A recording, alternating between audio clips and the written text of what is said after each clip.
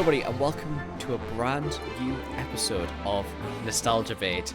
I am joined, as always, by George Sheard, and it is the festive season, ladies and gentlemen. We are actually filming in December. It is proper festive season. George has his Christmas jumper this time. I have we are so back, ladies and gentlemen. We are so back. It's the so true weird. Festive season. This might be the first episode we've recorded in about a month, actually. I think it probably is about So a it's month. sort of really weird. The last time we recorded an episode, it was a Christmas-themed one. Last week we talked about our favourite Christmas songs, and that was like early to mid-November when we recorded that. Why are you breaking the illusion? The illusion's dead! They knew it wasn't behind the Christmassy. And then now it's actually like in December, and it's like, shit, like Christmas isn't like a week. It's I know, like crazy. it's mad, isn't it? So it does feel like we've sort of time traveled, which is very appropriate for today. That is very Wasn't good. intentional, that was cool. Very good. Very good segue. Thank Incredible segue. Today we are going to be ranking the Doctor Who Christmas specials from, I guess, what's it, 2005, all the way up until the glorious year of 2024. When was 2024? Yeah, it was. Every Christmas special in Doctor Who in the New Who era, right, and including Ncuti's ones as well. There are 15, not including Jodie's New Year specials, simply because it would make the episode too long, and also they're not Christmas specials. But I would like to talk about them. They're good. I enjoy them. Like one-word reviews, Cooper, like of Resolution. Good. Fun. Revolution of the Daleks. Good. Yep. Eve of the Daleks. Good. Best I don't give a review for that one, I think. I say good because I don't remember either of them. Either of them, any of the three of them. Yeah, so we're just doing the Christmas specials, right? So, okay, so we've got 15 of them to get through. Mental. Mad. Doctor Who Christmas. This is the thing though. When I was a kid, Doctor Who was very much like a part of Christmas. Like the Doctor Who Christmas specials, I really like. They were always just like properly a proper part of Christmas. Because like my family don't watch anything on Christmas Day, or didn't used to. We always wait to Boxing Day. It's always like a Boxing Day staple for me. So as much as I feel like it's quite a Christmassy thing, I never associate Christmas Day with Doctor Who. But it's nice to have something around that time of year, isn't it? Unfortunately, we'll not be getting that. But our next episode of Doctor Who will be a Christmas special. Yeah, they have announced that, didn't they? Yeah, next year, exciting. 2026. We're getting one. Yeah. Jesus. That makes me nervous. I don't even want to think about that. It's fine. They've got a year. They've got a year to make one episode. Shall we delve straight in to the... do you know what? I'll keep it $1.50. I felt like I was trying to find a diamond in the rough when we were doing this list. I'm not going to lie. Could you not find any that you liked? Though it was hard because it was like I either just don't remember it. Mm-hmm. I either definitely have seen it and don't remember it, which to me is like bad connotations. Yeah. Or there is like a handful of them that I have definitely and would rewatch, if that makes sense.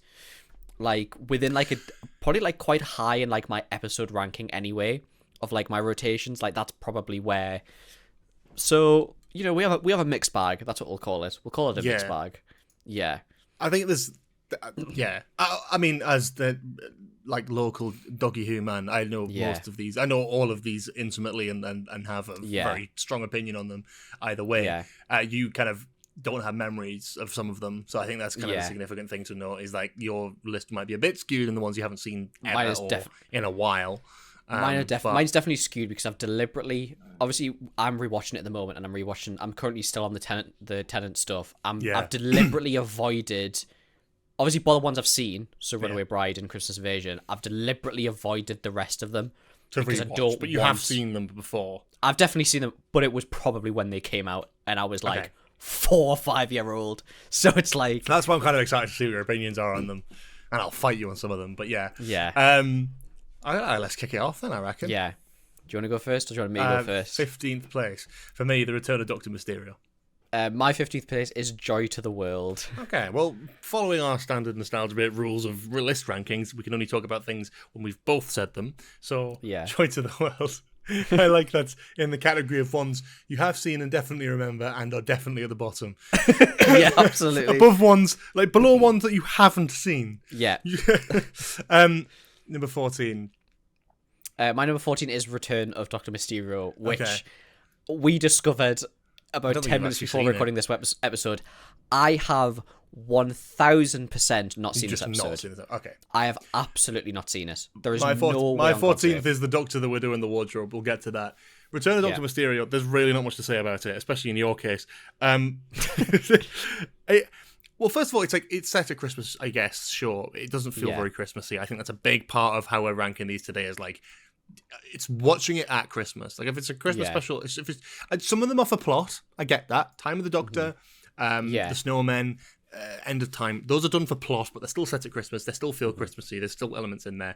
Return of Doctor Mysterio, there was no need to really do anything plot-wise here. This was very much just an individual special.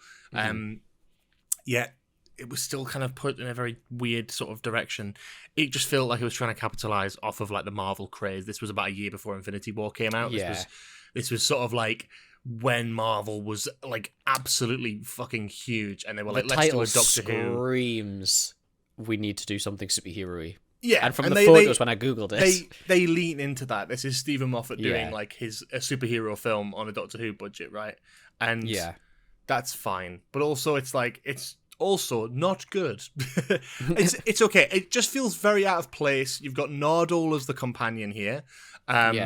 With Peter Capaldi, who's great, and has some great stuff to do in this episode, but a lot of the stuff that's set up in this episode never goes anywhere, and a lot of the characters are kind of just a bit vague and forgettable, and it's fine. Yeah. It's a fine episode. It's not one that I would ever choose to rewatch on Christmas. Yeah.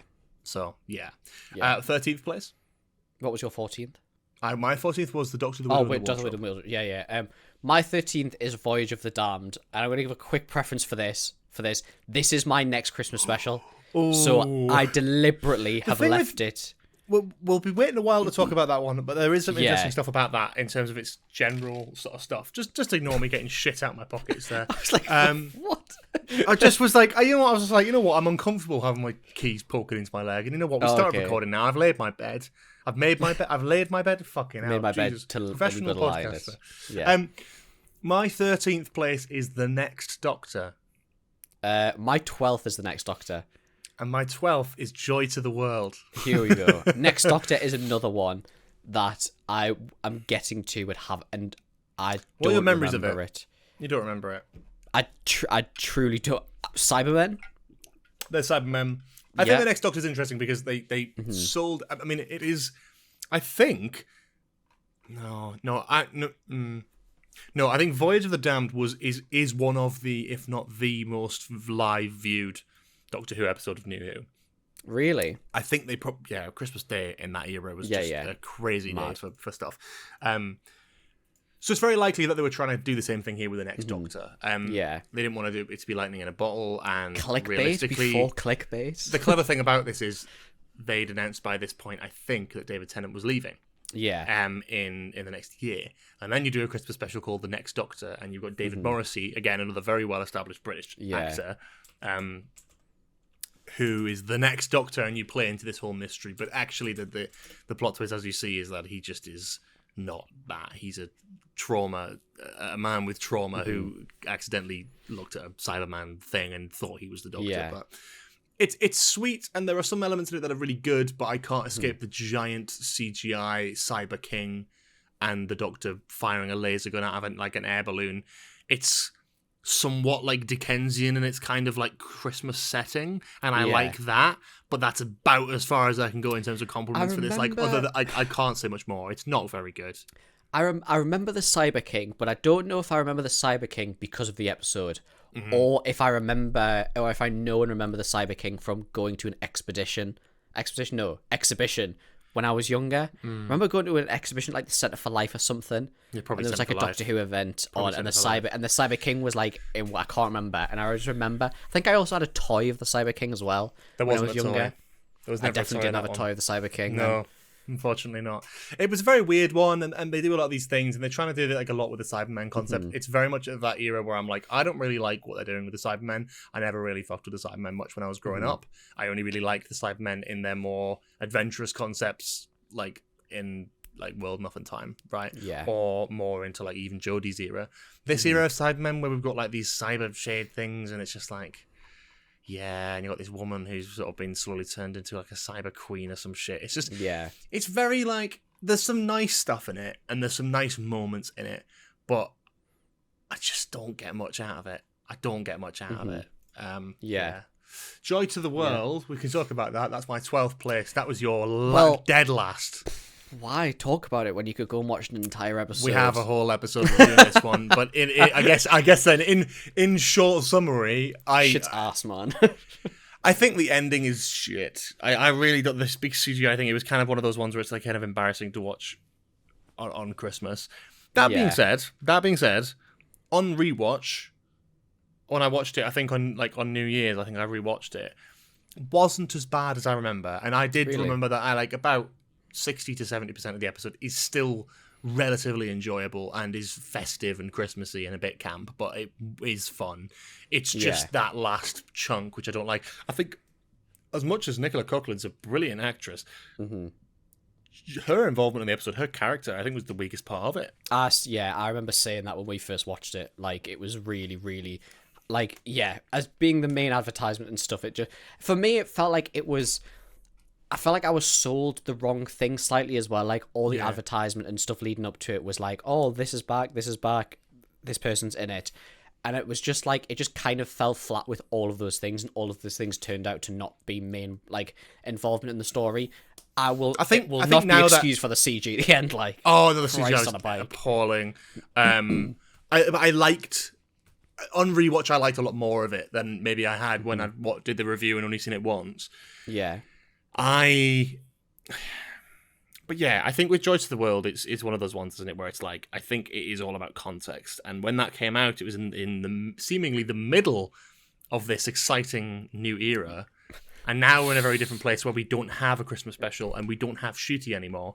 That's like, maybe I now have more of a soft spot for it because of the wider context. I'm like, that's our Shooty Christmas special where he's already the Doctor, right? I do like his first episode referenced. is a Christmas special, yeah. I do like that it was referenced at the end of Shooty stuff as well. I like that it did come full circle. It come full circle very nicely in reality. And was used in reality. Negative things to say about that episode. I think those connections are very good.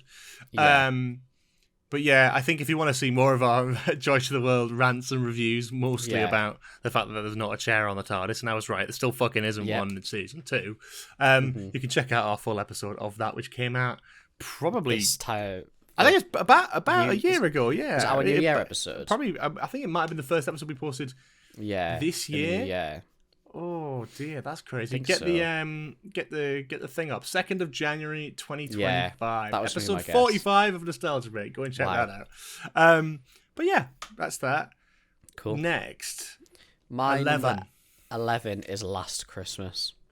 Oh, okay. My number 11 is The Snowmen. This may change depending on rewatch. I haven't rewatched this one in a long time, but I do have sort of memories of it, but we'll talk about that when we get to it. My number 10th is Last Christmas. Okay. Mine, we're going to talk about my number 10 first, right? Okay. I'm fully expecting my number 10 to shoot up to potentially number 1, having watched it again. Oh, I think I know what this is going to be. It is here because I remember parts of it, but don't remember the full story. My number 10 is End of Time. Oh! Okay. I thought that was going to be something completely different. No. My number 10 is End of Time. It'll probably stay here. And I'm expecting it to climb the ranks, but again, I wouldn't. It is one of those episodes that I don't want to reference. Yes, sure. Because I'm so close to rewatching it, I don't really want to. We will do in 2026. In 2026, maybe we'll have an episode where we end up talking about the End of Time in full detail. So we are doing. So Cooper's rewatching Doctor Who at the minute. We've done a full series 1 review, full series 2 review immediately after you've rewatched it, and based on my nostalgia and whatever I've watched, because I'm very familiar with it already. Yeah. So we'll continue that into next year, and we'll have a Series 3 episode, we'll have a Series 4 episode. Eventually, we'll get to talk about that in proper detail, and it's almost round the corner, so I completely understand. I don't want to, like, bullshit and just be like, this is where I remember, like, I don't want to either. We'll talk about that. I'd rather, get there and be like, Last Christmas, do you remember any of that? I remember... I remember this is like George ranks ranks Doctor Who Christmas specials, while Cooper sort of remembers them vaguely. This is one of the ones that I think if I started watching it, I think I'd remember it like that. Like, I think I do remember watching it. It's the one that's Christmas. probably relatively unoriginal, but kind of interesting, where it's got Santa Claus in it. It's got like face huggers from Alien. Yeah, it's got some like face hugger thing. Yeah. It's like a dream within a dream. It's kind of a bit Inception-y. They have a whole thing at the end where they all wake up from the dream, and one of them's got like a list of movies to watch on Christmas Day, and it's like Alien, Inception. Yes, like, it's something ridiculous like that. It's fun. It's sci-fi. Yeah. It's, I guess, Christmassy. I'm not big on the Santa stuff, to be honest. I think that's probably where I'm a bit like, I can take it or leave it. Yeah. The whole Arctic station with the dream crabs and the whole thing, I thought was really good. There's that character who I can't remember the name of, who I think would have made a brilliant companion, who was originally supposed to be the companion, because Jenna Coleman was supposed to leave, but didn't. I think this would have been a perfect ending for Jenna Coleman had she chosen to leave here. But again, we've got Face the Raven, and that's brilliant as well. I think it's a solid Christmas special. It relies heavily upon the sort of the sadder side of things, where it's about, you know, believing in like miracles, of like believing in the Doctor and having hope, and Clara still coming to the terms of like the very tragic loss of her boyfriend, who's still quite involved with this episode. There's a lot in there which is like, it's Christmas, we're gonna be really sad and trauma like dumb, basically, and that's fine. It's not one of my favorite Christmas specials. I don't hate it. Maybe on a rewatch it'll fly higher. I don't know. Yeah, fair. Number 9. My number 9 is Doctor, the Widow, and the Wardrobe. Okay, mine is The Church on Ruby Road. Yeah. The Doctor, the Widow, and Wardrobe was my 14th place. Yeah. Wow. Like, I mean, I know you haven't got much to say about this one because we kind of discussed this beforehand.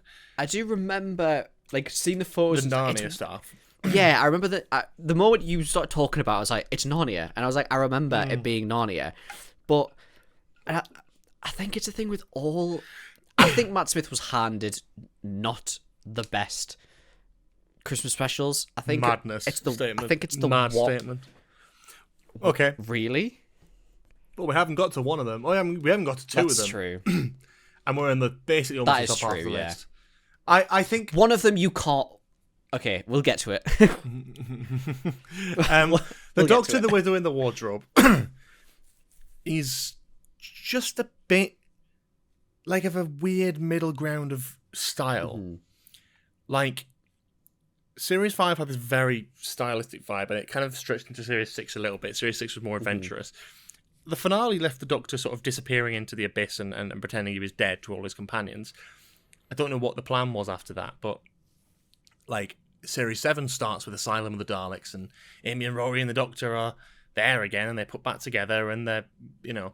But there seems to be a big shift in style between this episode and Asylum of the Daleks. And that's not a bad thing. Maybe more of a criticism of Asylum of the Daleks, but it just feels very out of place and very in the middle of like a rewatch. Whereas Asylum of the Daleks, I actually think, like, if you watched The Wedding of River Song and then Asylum of the Daleks in your rewatch without like missing this one out, I actually think it would probably flow better than with this in the middle of it. Yeah. Which is crazy, but it just is how it works, really. The best thing about this episode for me is the ending where the Doctor shows up at Amy's doorstep at Christmas. It's a beautiful scene. It's one of my favourite scenes in like modern Doctor Who. I love it. I forgot that's from this episode. Because he's pretended that he's dead. They know he's not dead because River told them, and they've been waiting for him to come home. And they always, like, I don't know. They say like there's a place at the dinner table set for him, and he's like, how did you know I wasn't coming home? And she's like, we always set one for you. And there's a moment that's from this episode. There's a moment where Matt Smith's like, they Amy and Rory go in to the house, and Matt Smith's just on the doorstep, and he just sort of wipes this like tear away from his eye. It's beautiful. It's really nice, and I love that 5-minute scene at the end of it, which gives it some sort of redeemability. But again, it's my 14th for a reason. The rest of the episode is really forgettable. I'm not a big Narnia guy, to be honest, so it didn't really do much for me in that department. And it was just quite meh. I guess there's a reason why I remember that scene and not much else. This is very much a Doctor Who works best with a companion, I think, as well, Matt Smith. I think it's one of the only times you've ever seen without a companion. And I think it shows. This is a Doctor who likes to be with people. And this was a very tricky one because he felt kind of out of place. You didn't feel like you were following the Doctor. You felt like you were supposed to follow this family, and I don't really care about the family. Anyway, load of shite, but yeah. Church and Ruby Road hasn't been said yet, has it? Not yet. Okay. Number 8. My number 8 is A Christmas Carol. Okay. That's interesting. That's the one I thought would be higher, or will be higher. Yeah. I've got... We'll talk about it. Yeah. Number 8 for me is The End of Time. So we can talk about that one. Okay, yeah. I'm interested to know what you... To me, my perception of The End of Time is everyone loves The End of Time. However, my perception could be no! You I think it's got some retrospective nostalgia, love, but I do not think the general consensus is that The End of Time Part 1 and 2 are some of the best of Doctor Who. It is, what can I say without being too much of a prick? I was looking forward to End of Time, so... Well, look, this is where we get to End of Time, and I'm like, it's the greatest episode ever. What do you remember about it, though? I remember that there is multiple... Yes, probably, yeah. I remember probably... Cool. Do you know what? I probably remember who the villain is? Daleks? Oh my god. You know what? I can't even say anything because I don't want to spoil it for you. I feel like... Mate, I genuinely don't. That is madness. I'm sorry, audience who wants to hear me crash out about... I'm not saying anything. The funny thing about this is, you genuinely don't remember this at all. Yeah, I don't. Do you? And I think... maybe you'll watch it and I think it might come back to you because there is stuff in there that is... Okay, well, how can I describe this without revealing who the enemy is, why it's bad, what doesn't work about it? We can focus on something we do know, David Tennant. Yeah. David Tennant has a mix of fantastic, we have really fantastic performances in this, but the writing for David Tennant goes from, peak to weak. It's very weird. It some of it is really on point, really in character. Some stuff is really out of just far too far. There's a point where I'm sure the listeners will be aware of where he's like, "It's not fair," and he's kicking off. And that scene in particular, I feel he's so out of touch with the Doctor and what the Doctor should be. I think it's so egotistical, and it's very much it feels like that with the writing of Tennant's Doctor, it got to a point where it's and I know they kind of do that a little bit with Waters of Mars, and they kind of be like, "Oh, Time Lord Victorious, he's getting out of control," but this doesn't feel like they're acknowledging that as much. It just kind of feels like they're going he's just a bit of a knob, and it gets to a point where now, so many years on, we've seen other Doctors and all that sort of thing. Mm-hmm.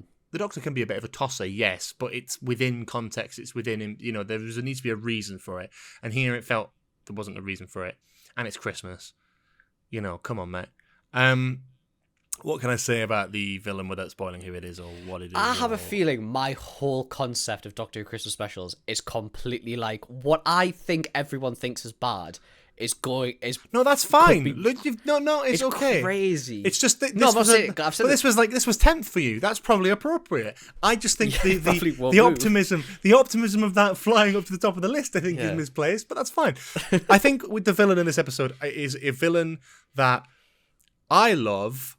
I think it's the worst interpretation of this villain I've ever seen by a country mile.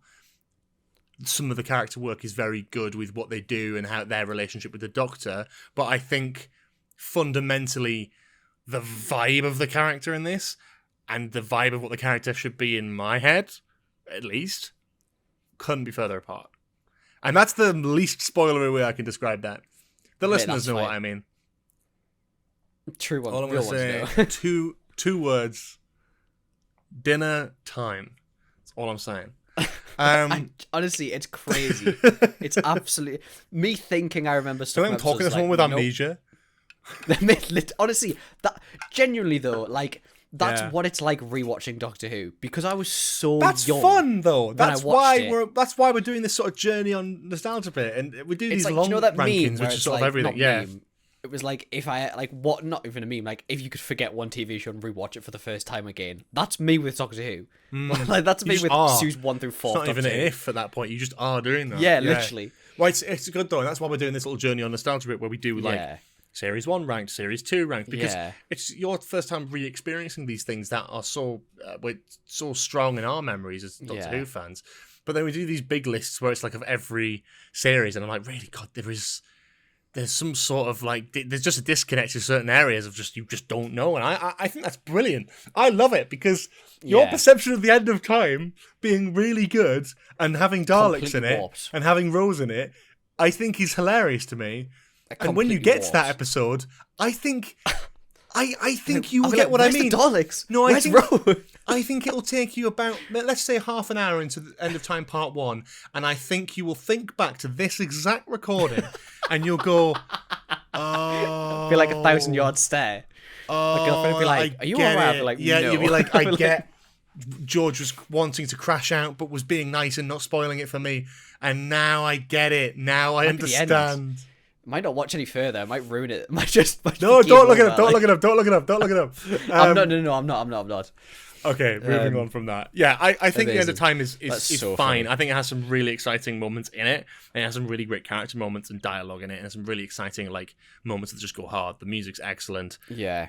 Not sure how I feel about the fucking 30-minute victory lap at the end of the fucking last episode, but again, bit of a spoiler. But I think that's one of those more common knowledge ones of like, before he regenerates, he just fucking visits every conceivable person he's ever spoken to, and it's just like, just fucking die, man. Get on with it. We're waiting for Matt Smith. Come on, we know he's there. I think on rewatch you're like, come on, we know who's coming. Like, come on. As a 9-year-old, I couldn't even watch it through the tears in my eyes. Yeah. But now I'm like, come on, we're eating into valuable Matt Smith hours here. Come on. Now, like, Santa Claus is coming. Like, come on, we got to wrap this up. We got to head to bed. So there's that. Yeah. Yeah. Number 7. Let's move on to that. My number 7 is Church on Ruby Road. Okay, mine is Husbands of River Song. Okay, we can talk about Church on Ruby Road. Okay, you haven't mentioned Husbands yet. Interesting. Church on Ruby Road was my number 9, and is your number 7. Yeah. Go on, I'll let you start on this one since you can actually remember it. I think Church on Ruby Road's an odd one because the first time I watched it it wasn't the best situation. I watched it in the kitchen in the middle of Christmas whilst my whole family were having a conversation. I was like, and then the Goblin song started playing, and that was the moment when all my family decided to tune into an episode of New Era of Doctor Who. And as a Doctor Who fan, I was a bit like, how do I justify this? And it was a ballsy fucking move from them. I'll give them that again. To start his new era with a bit of a sing-song. Yeah. And the problem isn't that. But the problem isn't the music. I've said this before with like Murray Gold. Like there's some songs in David Tennant's era of Doctor Who. I mean, Song for 10, Love Don't Roam. There's the Stowaway. There's Put the Devil in Me from the Daleks of Manhattan one. These are all original songs written by Murray Gold. And then suddenly we get to this new era, and you've got the Goblin song, and you've got Always a Twist at the end. Yeah, and it's just like, don't forget Duggadoo. However. Come on, let's give credit where credit's due. You sound like fucking my Discord now. Duggadoo. Oh. I genuinely think that it's one of the strongest starts as a first episode. I think it's one of the strongest starts we've had from. I mean, you could argue that what you call it is a strong start, but I think it's a very strong start for Shooty as a Doctor, in my opinion. I think he starts off how he is supposed. I think Church on Ruby Road is very much exactly what you should come to expect with his era in terms of scale, in terms of CGI, in terms of writing, even as and the Doctor's sort of personality all over the place. Yeah, I think even with how Shooty plays the Doctor, I think it's very much like you will watch that episode and you kind of know what you're getting yourself in for. Whereas I think with a couple of,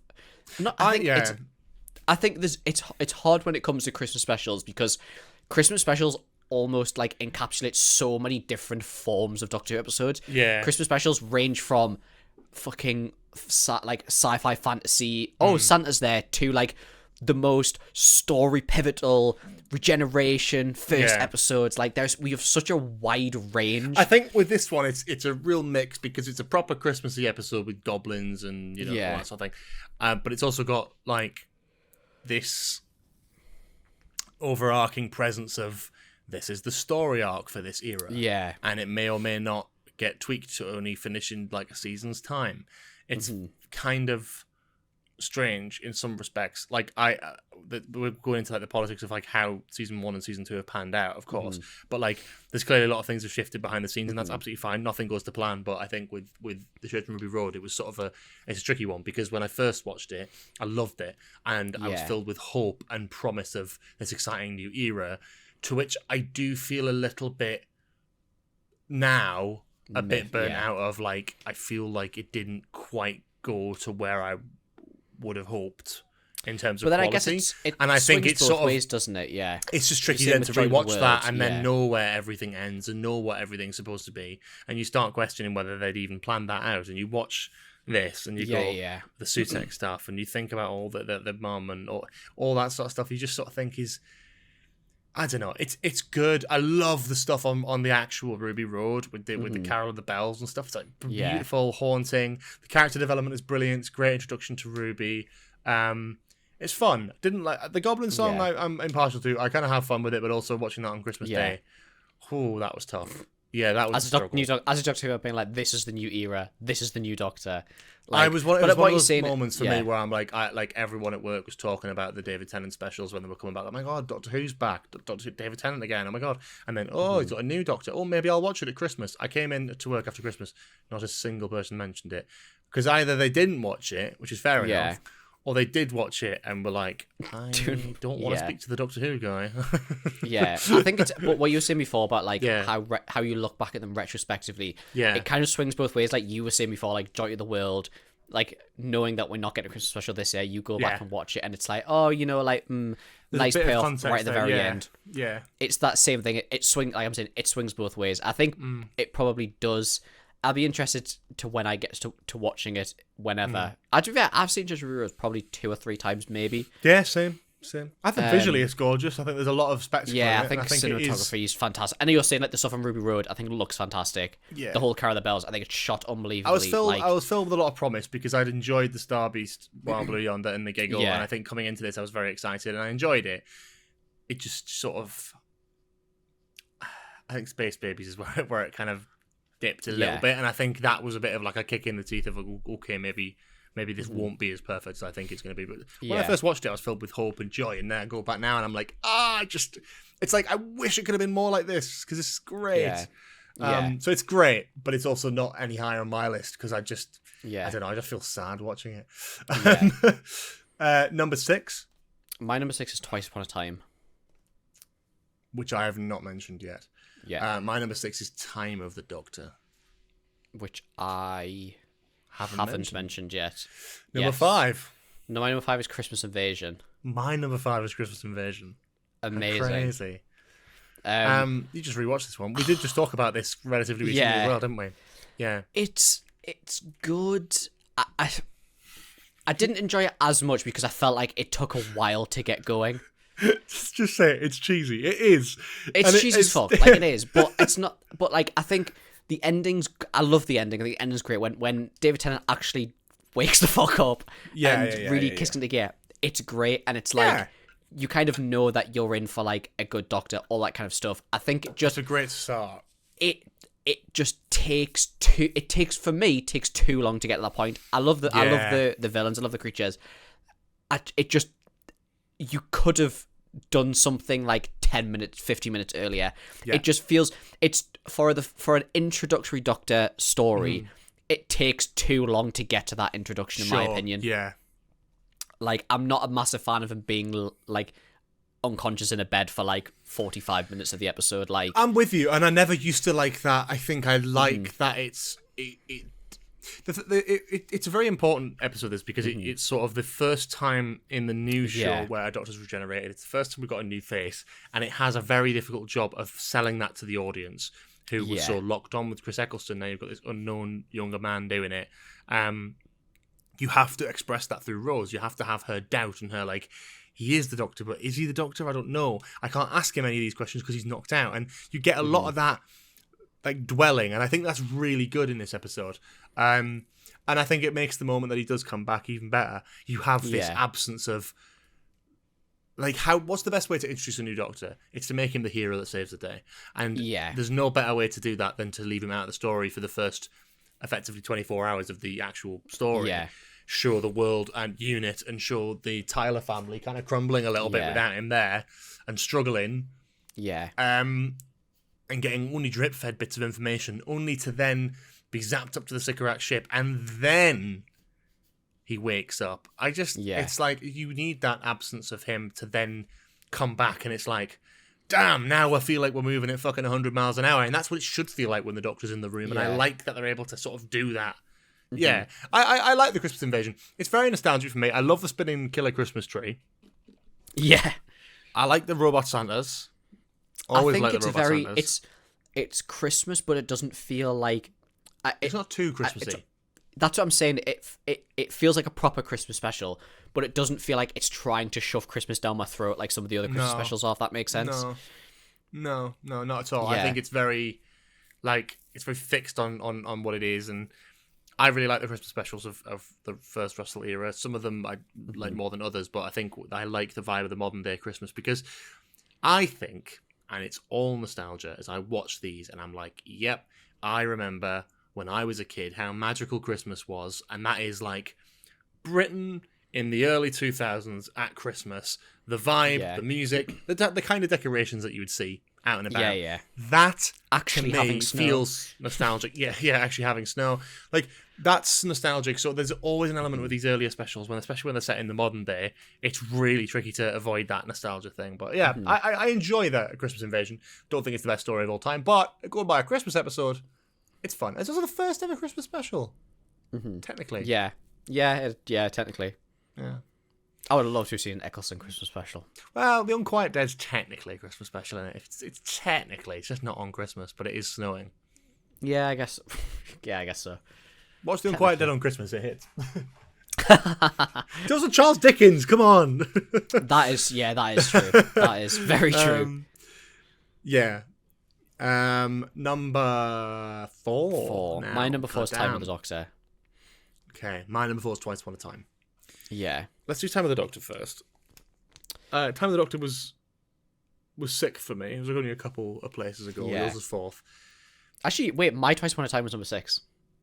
Really? So we've just sort of swapped Twice Upon a Time and Time of the Doctor.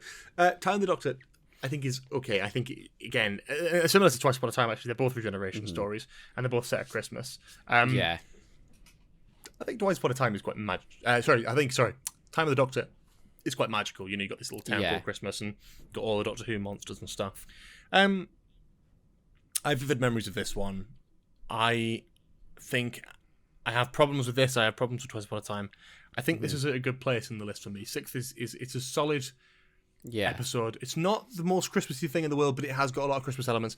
I do enjoy it, and I do have fond memories of watching this at Christmas. It was a very big thing when it was coming out. You know, it was the anniversary year. It was about a month after this, the 50th. So it was like a big thing. Matt Smith's regeneration story. There's a lot of excitement around it, and it was very Christmassy and festive and snowy, and it felt very concluding, and it felt very nice, and I liked that. Yeah. I think I find myself going back to watching this one quite often because of it being Matt Smith's regeneration story. Yeah. And I think this is what I was saying before. It's like with Christmas, you get such an encompassing, like, you just get the most wide range. And I think, again, it is Christmas without forcing it down your throat.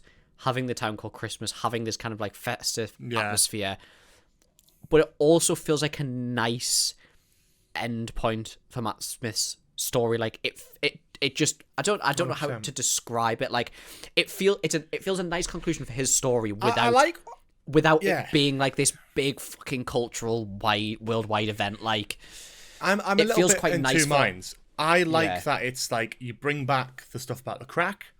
Yeah. You bring back the silence. It sort of retroactively sets everything in motion. Like the stuff, I don't know if you remember all the details of it and stuff. Yeah, I remember most of it. This is where the silence in the timeline would technically first appear. The silence are part of the church. They're actually completely...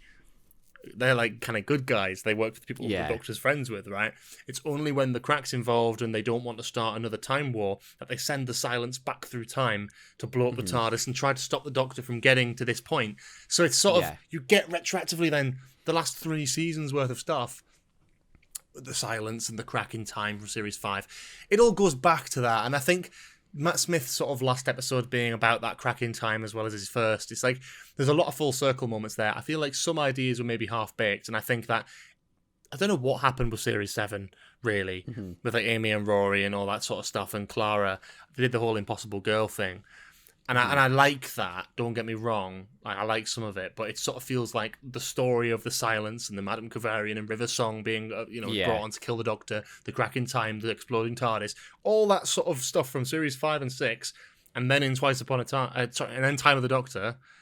Yeah. Series 7 feels a bit out of place, and I think that's why I kind of like the special so much, because it kind of harks back to more of that. It sums everything up very nicely. My only thing is to sort of play the opposite of what you were saying is I wish it was massive. I wish it was fucking huge. I wish it was a spectacle. Really? Like I wish it was a 2-parter. I think you've got the Doctor on this planet for 500 years. Like it should be more than an hour. I think it should be 2 hours. I understand this is like the anniversary year, so they just had the 50th. They probably didn't have the budget to do anything like that. But I would have preferred to see this story play out over a Christmas special and a New Year's special. Like End of Time, where you get 2 episodes a week apart, and they're both massive specials, they're both on big days. And Matt Smith's supposed to be on that planet for 500 years, and it all kind of wraps up within a half an hour period of the episode. Yeah, I guess so. I like that, but I want to feel the longevity of it. I want it to end with him stuck there, and he can't get back home, and Clara's stuck. And then you get the whole thing where it's like you can have...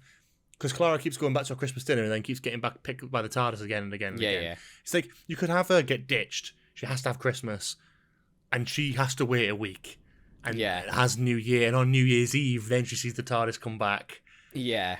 And then she goes back to Trenzalore, and it's been 500 years. You could really separate that. I think there's a way of writing that story to be bigger and more exciting and more like encompassing than it ended up being, but I don't think that's to any fault of the writers or anyone involved. I think it's excellent that they managed to get this, because the anniversary year was a hell of a hard year for Doctor Who to actually get everything together behind the scenes. It was a very tricky year for them, and I'm very aware of that context, so I'm going easy on it. I love this episode, but there's stuff. I get what you're saying. I don't know. I just think like, it's a testament to the story. It's a testament to the story. Sorry, it's a testament to the story being so good that I want it to be a 2-part. I want it to be more, because it feels like it has that platform to be. Yeah, I fully get what you mean. I just think for me, it's like with Matt Smith's story, like you get all the stuff with like the Pandora. You get a lot of like, you get the sense with Matt Smith that there's a lot of alone time.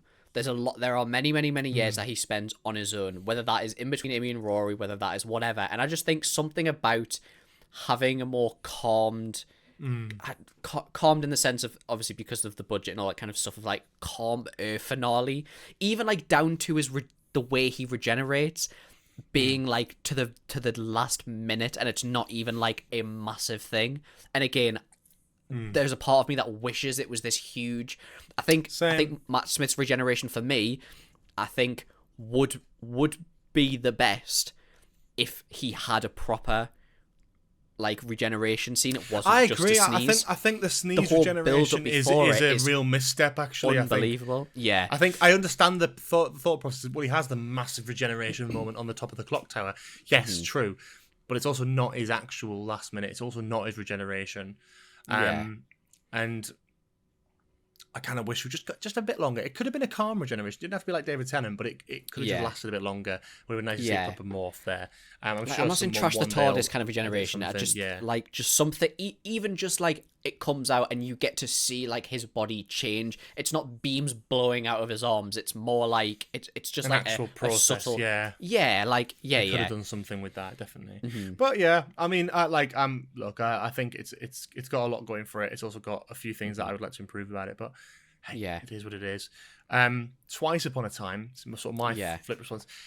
I'm going to start with the criticisms of Twice Upon a Time because it's what it's most known for. I know exactly what you're going to say, and I think I was going to say the same thing. Go on. The sheer amount of like the first Doctor is written terribly, right? There is no absolutely way around this. The first Doctor was not like a misogynistic, homophobic, borderline piece of shit. Like, he wasn't a man from the 60s. He was like a Time Lord who's from another planet. You have Capaldi going on about all this stuff with Bill being like, in World Enough in Time, where it's like, wait, millions of years, of like millennia of your petty human obsession with gender and associated stereotypes. It's like, okay, like, I get it, and I understand this whole thing of going, look how much the Doctor's changed. Look, he used to be like this, and now he's like this. Now he's really woke. It's like, no, he's always kind of been like that. Yeah. But he might have been a bit grumpier, yes. That should have been the point. I just think you can tell in the writing, and Stephen Moffat has never shied away from it. Stephen Moffat's not a fan of the First Doctor. Yeah. He's not a fan of the First Doctor. So getting him to write the First Doctor feels harsh. I would have liked to have seen Mark Gatiss co-write this one and work on that with him, because I think that First Doctor stuff really lets the story down in certain areas, because you just sort of roll your eyes at a few of these things. A little bit like, having like a sort of racist, problematic family member over for Christmas at the dinner table. You're sort of like rolling your eyes at everything they say, and you just try and move past it. But with this, that's like one thing that I don't know. I don't like hold the episode to that standard of like, that doesn't let the episode down for me. Like, I don't like that. Sure, I do like the stuff about the Christmas armistice. Yeah, it was so obvious, right? I know, and this is me being stupid. I didn't clock it when I first watched it, and then it happened, and the twist was kind of there, and it was like, it's this day, it's Christmas Day this year, in this exact place, this exact time. This beautiful monologue with Capaldi where he's like, the one time that people just put down their guns and just played. It never happened anywhere else. Never in the universe. Never again. But just this once. This Christmas spirit. This feeling of love and this passion for living and life. They go back to fighting the next day, but today they can be friends. And I fucking love that. I love that being Capaldi's bookend. Now, I know there's problems with the First Doctor's writing, but I love this episode. I love the feeling that it gives me. I love the rendition of like when Silent Night starts being sung. Ah, it's beautiful. It's so gorgeous. And okay, yeah, I get people have their criticisms of the story as well, where it's just like kind of like a nothing story. There's no enemy, there's no threat or anything like that. That's such a unique position though. Like, Capaldi's already been mortally injured, mortally wounded. He doesn't need a monster to fight against. To regenerate. Like, he can, this idea of like, oh, there's not an evil plan, it's a nice thing, but he's interpreted it as a bad thing. It's a peaceful story. It's a story about peace, and it's a story about coming to terms with moving on and change, and that's such a massive part of Doctor Who. And for Moffat's last story, at least for then, it was, I think, very poignant in that respect. I don't like the stuff of the First Doctor. There's some lazy stuff in here. I have my criticisms of it, which is why it's not any higher, but I do have a soft spot for it. And the Christmassy, like, warm, fuzzy vibes that this gives me, I can't escape that in my Christmas ranking. You know what I mean? I mean, you've kind of hit the nail on the head. Like, I remember watching this at Christmas. Like, it's one of the very few Christmas specials that I remember the build up, and I remember watching it on Christmas or Boxing Day, whenever it exactly was. And again, we talk about Doctor Who episodes being too on the nose and shoving Christmas down your throat. This does it really, really well. Using the Christmas armistice is a fucking genius idea. And I fully agree with the stuff about the First Doctor. I think it's horrific. And I think it truly lets the episode down. I think you could have had a fantastic episode. Because I think having the David dynamic Bradley's of them a brilliant both, actor, and he played him brilliantly in the biopic, like William Hartnell. He's such a warm and loving character that the First Doctor is warm and lovely, but also a bit sharp, and I think that's the balance they didn't get quite right, but it's okay. And I like the dynamic of them both being on the cusp of their regeneration. Yes, that's Peter great. Capaldi not wanting to go, not wanting to do it alone, like all that kind of stuff. Like, and then retconning the First Doctor to kind of have that same thing. Because in the original story, there was, like, in the 10th Planet, he just sort of got out of his little cage and then fucked off to the TARDIS and regenerated, because they hadn't invented the concept then. But actually adding in this little side story to kind of go just before that is actually a really nice idea, and thematically really I think worked really well. And I think it's a great multi-Doctor story. For all the multi-Doctor stories, I think, again, this whole works incredibly using well. both regenerations together, I think works so well. Like, you never really get it. And it was, I remember when they first do it and they show each other and stuff, it was genius. I was like, I couldn't believe it. Like, it's just, it's cozy. That's the best way you can describe it. Like, cozy, obviously it's about the world wars and it's like all that kind of stuff, but it really but it's about this one moment of like peace. That's what I'm saying. Like, it really like I struggle to describe it. Like, that's kind of if that makes sense. Like, it really does. The story of the Christmas Armistice anyway is a wonderful story. Fantastic. And the idea of like these two sides, so not even speaking the same language, completely different beliefs and what have you. Two different armies, and they sing in unison this song, both in English and German, and kind of, put down their guns because of that shared thing, like just sort of that moment of humanity where it's like they are the same people. They see the other side aren't just drones with guns trying to kill them. They see that they are men, they are husbands, they are fathers, and I think that's so gorgeous, and I can't believe Doctor Who never done it before. It really hits that notion of, it's like the people who fight wars aren't the ones fighting the war. Like, the wars that you fight are the wars of the people who, like, of the minority, the 8 to 10 people who decide that you're going to fight these wars. Like, the people who are actually on the ground fighting these wars, especially in World War I and World War II, like, they are the same. They are all sons and daughters and husbands and brothers and sisters and wives. Like, all these different people, like, they all have a history. They all have family. They all have everything. 100%. Like, and it really, I think using that for Doctor Who especially,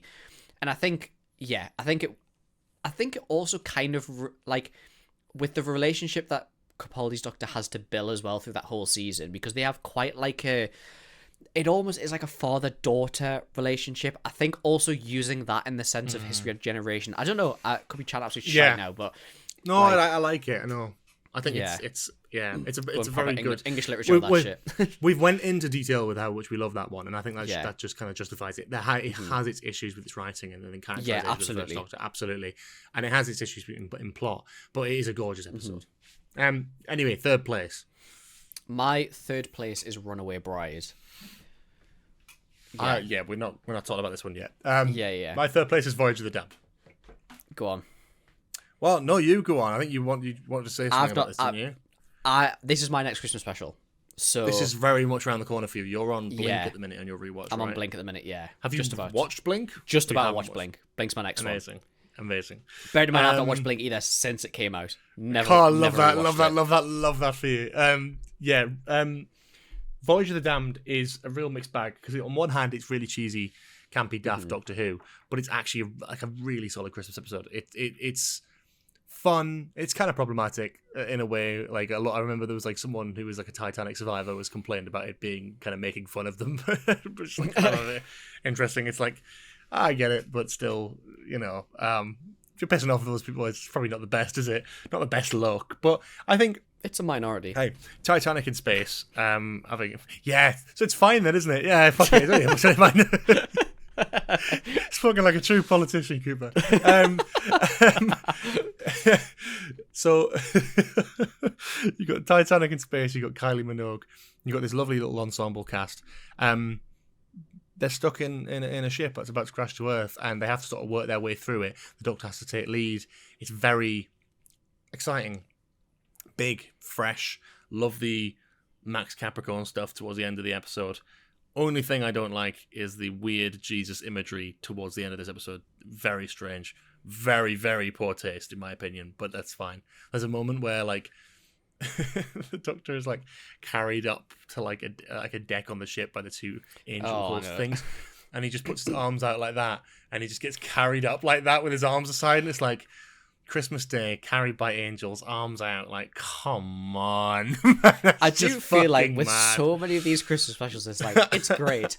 However, there's there's always something like that. And that was one of those ones for me where I think with a lot of people, it just strikes a bit of a weird chord. But yeah, the rest of the episode's fun. It's big. It's exciting. It's action-packed.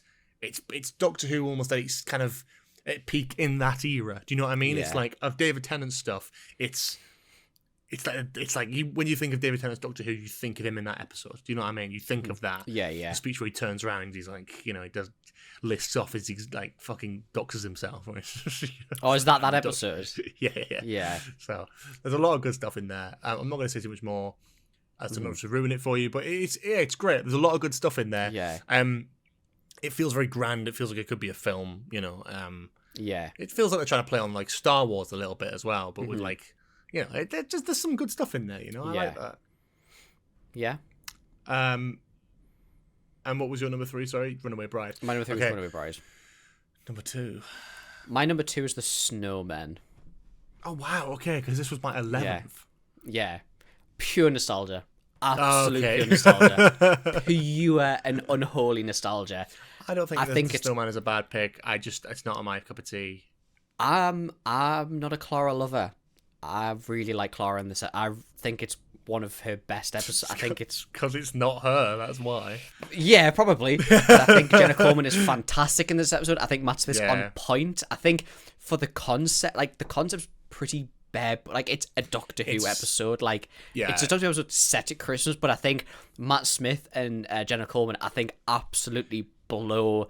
Like, just take it to another level. It just completely blows it out of the water. Like, the annoying thing about this is, genuinely, this is probably the best dynamic between Jenna Coleman and Matt Smith.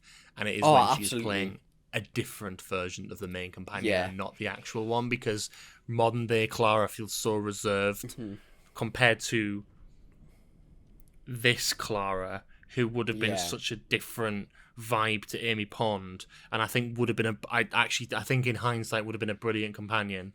I know they were doing that to then pull the rug over your eyes, and then she dies, and that's the whole twist of the episode, and they do the whole Impossible Girl thing. But I really, really wish she was the companion. And I know it gets it gets brought up all the time, and it's such a famous part of this episode. But again, I remember seeing this for the first time when I was younger as a kid. The TARDIS reveal when they climb up to the cloud and he opens that's it. The best. And I love it's that the best. Scene it's so the best. Much. Like the cinematography is fucking out of this world. And the writing, having her run around the TARDIS and go smaller on the outside, genius. I don't care. Genius. Like it's so simple. Genius. The TARDIS on a cloud, and there's like a some stairs there that are like that's just gorgeous, and like, the visuals of that darkness, are lovely. The Great Intelligence being like the villain, Richard E. Grant, really cool. Richard E. Grant, unbelievable. Like the Great Intelligence being like from classic Who as well. The Great Intelligence in the second Doctor's era, and he at the time the Great Intelligence was associated with the Yeti in the second Doctor's era. So to go from the Abominable Snowmen to the Snowmen is a very clever shift. Very fun. Very, very fun. I like a lot of the elements of this. It just isn't one that I rewatch very often, and if I rewatched it, it would go up in my estimations, but I don't know. This is one of the ones that I find myself going back. Obviously, I think because it's Matt Smith and all that kind of stuff. It's probably, of all Matt Smith's specials, it's probably the one I find myself going back to watch. Interesting. It's not my go. It wouldn't be my go-to Matt Smith Christmas special, but I respect that. I like that. Maybe when I rewatch it, I'll have a different opinion on it. But yeah. What's your number 2? My number 2, we didn't even talk about. I didn't mention that. My number 2 is A Christmas Carol. I'm gonna have to rewatch this episode. Where was this for you? 8th. My God. Yeah. Actually, putting the Snowman above Christmas Carol. A Christmas Carol is one that when I as a kid, when I watched it, when I always thought about it, I was like, it's a bit of a boring episode. It is probably the most fairy tale like, most, I think, unintentional. I mean, it obviously intentionally Christmassy, but like it is a Christmas Carol. It's completely unoriginal. It's a Christmas Carol. It is the original classic Charles Dickens story, but told through the lens of an alien planet with an old man, and this whole concept of this. It is different because you've got this whole concept of this girl who's frozen in time, and she only has like 10 days to live, or she has like 24 hours to live. So the Doctor and this young man, every year they'll open her up, and then they'll go on an adventure with her, and she's running out of time basically because she's dying, and it's about this old man with fond memories of his childhood, and learning to not be filled with hate and resentment because of what he's had taken away from him, but instead learn to love and to show that to other people. It's so fucking Christmassy. It's so Christmassy. Yeah. And I guess even though Amy and Rory are in it, it is Matt Smith very much by himself for the most part of this. It's definitely mostly him running around with this one. He's doing this to save Amy and Rory's life from a crashing spaceship. But the focus of the story, the sort of time traveling aspect, doing A Christmas Carol, the Ghost of Christmas Past, Present and Future, but with Doctor Who and the TARDIS. Yeah, it fucking works. Yeah. It just does. This is very soon in my rewatch, so I'm very excited to get to this. I'm gonna make a point to rewatch this year because I'm not very close to it. Yeah, but I'm maybe worth maybe worth watching it this year. Yeah, I love it. I it's a really, and it's one that as I've got older, I've appreciated more. And Michael Gambon, God rest his soul, is in there. He's brilliant in this as well. Yeah. Yeah, absolutely love Christmas Carol. It's a great story. It's probably the most. It's moving away from the modern day Christmas and going, here's something that feels really Christmassy, but is in the far future on an alien planet, right? Yeah, fictional concept and setting and characters and what have you, but it's so Christmassy and it feels like a Christmas film. That's what works about it. It doesn't just feel like, oh, it's an episode set at Christmas like every other British TV show. It feels like here is Stephen Moffat writing his sci-fi spin on A Christmas Carol. Yeah. That's what it feels like, and that's why it works. Yeah. Yeah. I'm going to have to rewatch that this year, definitely. Yeah, I'm going to make definitely. a point. Anyway, number 1. I can't actually remember which one you haven't said. Could you guess which one my number 1 is, just by reading them all, of all the titles? Which one have you not? Oh, for fuck's sake, of course. Really? Oh, I love Husband's this River episode. Song. I love this episode. Honestly. Wow. Do you know, it makes me sad watching this episode because me loving River Song that much and knowing where it sits in her timeline. Yeah. I remember watching this episode and actually getting upset. Yeah. Because I know, and I think it's the heartbreak of him knowing, of the Doctor knowing, and it just, oh mate, it's one of those things where it's like, oh, it's wonderful. If this is your first Doctor Who episode of us, I adore River Song. River Song's character, the way Alex Kingston plays it, is fantastic. The whole writing, the concept, genius. Her timeline and the continuity of her character is I dream of coming up with something like that and having the brain to be able to do something like that. It is fan-fucking-tastic. And I just think the whole episode as total is just so fun. It is so cheesy Doctor Who with not recognising and all the kind of stuff. I have my stuff with this one. I don't like the Nardole stuff. I don't really like the whole. The first 10 minutes is kind of hit or miss for me. As soon as it's them two just playing off each other, brilliant. Yeah. I used to criticize the fact that she doesn't know it's the Doctor. That kind of annoyed me because I was like, well, this is the whole novelty of having her mix with him. But it tells a story, and you tell a lot. Capaldi's fucking brilliant. His the thing of him reacting to the TARDIS interior for the first time, wonderful. Genius. Him being finally someone's gonna get this right. Turn. This is in his mind. It's this is gonna be the perfect, introduction to the TARDIS. This is how it should be done. Him walking around and spinning, and it's my entire understanding of geometry and physical space has been transformed. It's everything is so exciting. I love it. And then you get the stuff in the restaurant. Yeah. And the scene where she's sort of shouting about the Doctor and how much she loves him and how much he'll never know. And there's that gorgeous moment where he's getting her attention, and she just doesn't. And then she looks at him, and she sees him, and it's beautiful. It's so well done. And then the twist that it's Sterilium, which has been mentioned so many times in Doctor Who, that this is the last time. This is the last adventure she gets with the Doctor before she goes to the library and sacrifices herself. That is great. The continuity is fantastic. The giving her of the screwdriver, the fact that in Silence of the Library, she says the Doctor showed up on her doorstep with like a haircut and a new suit. Again, the haircut being a regeneration, the new suit, it's wonderful. It really is. And in that moment of like, a night on Beryllium is, however, like 20, 30 years. Oh, so they get, see that. like, they get a life together. Do you know what I mean? That is beautiful. So it ties everything up and so nicely, and it really justified having River Song back. That's what I'm saying. Like, I think it ties her whole story so nice. Like, it doesn't feel like all of her stuff with Matt Smith is amazing, but I think doing something meaningful as the last part of her story is what and I've always said, like, River Song is like such, like, she's the character that I would love to see again, but I also wouldn't want to see her again because it is so well tied up.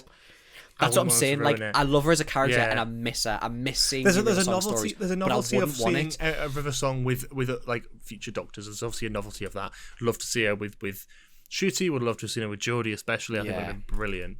Amazing, yeah. I think there's a place for that maybe in a future anniversary special, but I don't think her place is needed in like modern Doctor Who. That's what I'm saying. Other than an anniversary special where they could do that. Yeah, but the whole what I'm saying, I think it's cheesy Doctor Who, but it just feels like getting the Doctor to be able to do all these funny moments of stuff that he's never been able to do. Hearing him do the "Hello, sweetie," the reaction to the TARDIS, like seeing River Song with another boyfriend, like I don't know. They feel like an old married couple in the best way, and despite the fact that she has most of that chemistry built with Matt Smith, it works incredibly well, and that's why I love it. It's really, really good. That's why it's my number one. Yeah. Can you work out what my number one was? Runaway Bride. Of course it is. Yeah, I absolutely adore Runaway Bride. And we'll talk about this, obviously, when we do our Series 3 review properly. Yeah. I fucking love Runaway Bride. And I think, for me, it's one of those ones, I can't explain it. I don't know why I love it so much. It is the epitome of Christmas Doctor Who for me. It's fun, it's camp, it's daft. The chemistry between the two is fantastic. It's written brilliantly.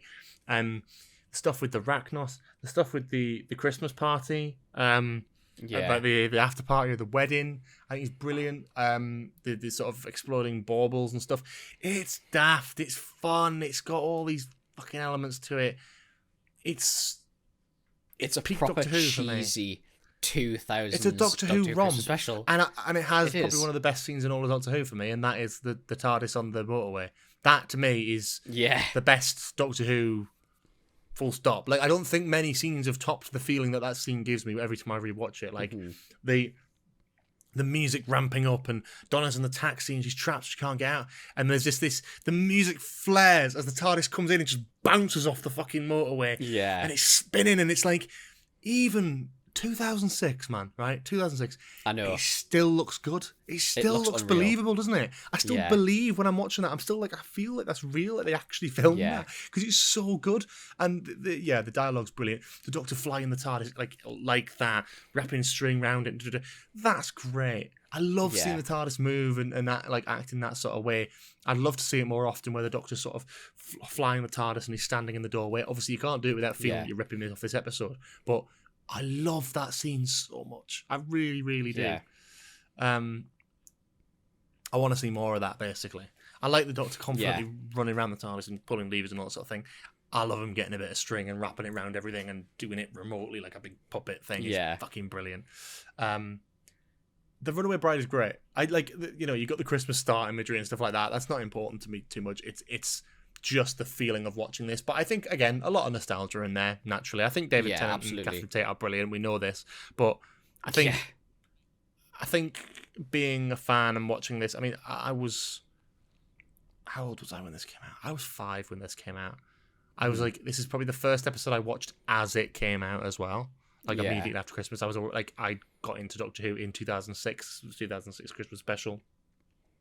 This was like my peak sort of time to get into like new Doctor Who, and it was just the peak of excitement. My dad had got me the box sets, and we binged series 1 and 2, and I fell in love with the show. And then suddenly there was no more, and there was this episode on the horizon, and then watching that as it came out, it's just like so many strong memories for me. So yeah, The Runaway Bride, there's a lot of nostalgia riding on it, but I also think it's just great. And if I want to stick an episode on that is Christmassy and is fun and easy to watch, even just in the background, The Runaway Bride will always be that episode for me. Yeah. I think as well, when we watched Army of Ghosts, Doomsday, and then straight went into Runaway Bride. And generally, it is like so sad. Rose is gone. Oh my god. And then Donna comes to you like, who? Rose who? Yeah, like, yeah. The chemistry instantly like that. Like it hits you straight away, and you're like, I'm sold. Like straight away. She's great. The pair of them are brilliant in this, and they both bounce off each other so well, and it's just fun. It's high energy. It's fun. Yeah. Like I really, really like it. Yeah. That is our Christmas ranking. That's our Doctor Who Christmas special ranking. To go through our list, I'll go through my list again, just so people get a definitive ranking. Return of Dr. Mysterio, The Doctor, the Widow and the Wardrobe, The Next Doctor, Joy to the World, The Snowmen, Last Christmas, Church on Ruby Road, The End of Time, Husbands of River Song, Time of the Doctor, Christmas Invasion, Twice Upon a Time, Voyage of the Damned, A Christmas Carol, and The Runaway Bride. Amazing. Mine is Joy to the World, Return of Dr. Mysterio, Voyage of the Damned, The Next Doctor, Last Christmas, End of Time, Doctor, the Widow and the Wardrobe, A Christmas Carol, Church on Ruby Road, Twice Upon a Time, Christmas Invasion, Time of the Doctor, Runaway Bride, The Snowmen, and Husbands of River Song. Lovely. Wow. Amazing. That is wonderful. Yeah. Let us know what your favourite Christmas episodes are below, by the way. Yeah. Let us know why that's your favourite Christmas episode. Do you prefer the more grounded sort of ones on Earth, like in Russell's first era, or do you prefer the sort of more fantastical ones like A Christmas Carol? Tell us. Let us know before. Cool. Amazing. Shall we move on to Just News? Yeah, let's go on. Amazing. I have a news article from themirror.co.uk this week. Complete left field, by the way, for this episode. Okay. Complete left field. Is it Christmassy at all? No. Man with the world's largest penis seriously injured in accident caused by genitals. And I would like to point out, the next line says, warning, some of the following images may not be suitable for younger readers. I didn't even get a warning before. Jesus! That's too big. Matt Barr, the owner of the world's biggest penis. Owner? I don't know if that's the correct term. Jesus. The owner of the world's biggest penis found himself in peril after his member blocked his vision in the shower. Okay. Oh, give off. Fuck off. Right. Oh. The man with the world's biggest penis has been left in agony after suffering a serious injury as a direct result of his enormous member. Matt Barr, whose girth measures an eye-watering 8.5 inches, has regularly spoken out about the pitfalls of what might perceive to be a blessing. Girth! What have you got? To be fair, I would take my shot on my floor as well. I bought a flat. I've constantly putting up shelves. Yeah. I haven't just conveniently got this out of my desk just to compare. Is that what you took out your back pocket before? Hang on, 8-inch girth. Oh, hang on, that'll be like circumference, won't it? Not really a circle, is it? But that's still ridiculous. Okay, sorry. And in the latest, inch. And in a latest disastrous turn of events, the 41-year-old ended up with a broken arm following what he described as a very embarrassing accident, explaining why his 14.5-inch phallus, which is equal to 1/5 of the height of a refrigerator. Bigger than my fucking head. And I've got quite a big head. Thank you. Let me do it. But that's the size of my arm! You don't want a baby's arm. What? Poses a serious health and safety hazard. He told how his massive member blocked his view, causing him to trip and tumble headfirst out of his own bathtub. Ridiculous. Specialist Matt has now been left wearing a sling after his schlong prevented him from spotting excess shower gel in the tub while taking a hurried pre-work shower. Recalling how the painful incident unfolded, Matt from London shared, "It was a very embarrassing accident. One of the issues with being so large, especially in hot water showers, is that it's not exactly easy to see my feet, especially when I move too fast. It definitely messed with my balance too. As I was rushing to get ready for work, I didn't see the excess shower gel in the tub because my penis was the only thing in my eye line. All right. I slipped on it, causing me to fall out of the tub, completely head first, and crack my shoulder on the hard floor. I got 2 fractures as a result." Did this even happen, or has he just sort of went to the mirror and went, "Yeah, I got a really funny story for you. I tripped over and fell because my penis is so huge." And they're like, "Yeah, cool." This just feels like an unnecessary. This just feels like an unnecessary. It's like he sat there going like, "Yeah, you see, I tripped over because my penis is so huge, and I couldn't see anything that I might have slipped on. You see, because the only thing in my vision was my penis because it takes up so much space." That's exactly how it feels. It's like, who fucking asked, bro? Who asked? Matt, who authored the book A Long Story: Life with One of the World's Largest Penises, clever title, has the biggest. Well done. Has the biggest medically proven penis in the world, a cast of which is even displayed in Iceland's Phallological Museum. However, he doesn't view this as a bragging point and instead wants to educate people on the challenges he faces day to day. Okay. Yeah. I don't feel the need to brag. I just want to educate people on how fat my cock is. Sorry, out of context. Out of context. That is a crazy clip, by the way. I've had close calls on minor falls before, but never anything severe. Usually it's just been when I've had a partner in the shop. Do we have to finish this article? Can we... I've been anxious about going into public showers because of the reactions there's a model I get, of it. But now there's a photo of a model of it. Yeah, that's what I'm saying. In Iceland. That's in the Iceland Museum. The photo. Can you see that? Yeah. That's mental. No, that's ridiculous. Also, why is there a bottle of antifreeze and a mini Jack Daniels on the table? Riddle me that, Batman. If bro's got whiskey dick, for real. Hang on. He's bought a bath mat after slipping because of his massive penis. Thankfully, Matt is now on the mend, but he has faced a frustrating disappointment due to his injuries. He has intended to head off on a beach holiday this summer, but his accident has put a spanner in the works. Oh. No. Looking back on previous holiday disasters, Matt remembered I had an incident not too long ago where I was wearing what I thought were relatively baggy shorts. They ended up showing far too much once they got wet. Another time I was on vacation resort wearing a dark board shorts with compression shorts. Mate, I think I'm done.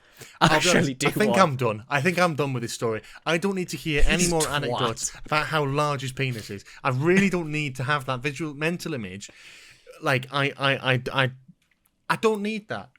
I don't need that. I accidentally bought two baggy shorts. Is this your doing or is this El's doing? Accidentally too tight. This was El's doing. For fuck's sake, El. What is this? I don't want to read any more. I'm stopping. I'm vetoing this. I'm putting my foot down as co-producer of Nostalgia Bit. I do not want to hear a single anecdote more about this man's huge penis. And if you thought that was hard to get through, oh, very good. Leave a like. Very good. Very good. It was a very long-winded story. Take it away. Yeah. Thank you so much for watching and or listening to this episode of Nostalgia. If you're listening on Spotify, please leave us a hearty 5-star review. It really, really, really does help. And if you're watching on YouTube, make sure leave a comment. Tell us what your favourite Doctor Who Christmas specials are. And if you agree, what do you think of my ranking and how bizarrely misshapen it was? Make sure to leave a like as well. Make sure to subscribe because we have just passed 450 subscribers. So thank you very much for that. Yeah, we have. And we will see you next week. Yeah, and leave a comment below telling us how long your penis is. Don't do that. Please don't do that. That's a joke. We will be back next week for a not as festive episode, but it will be the prelude for our... It's spooky.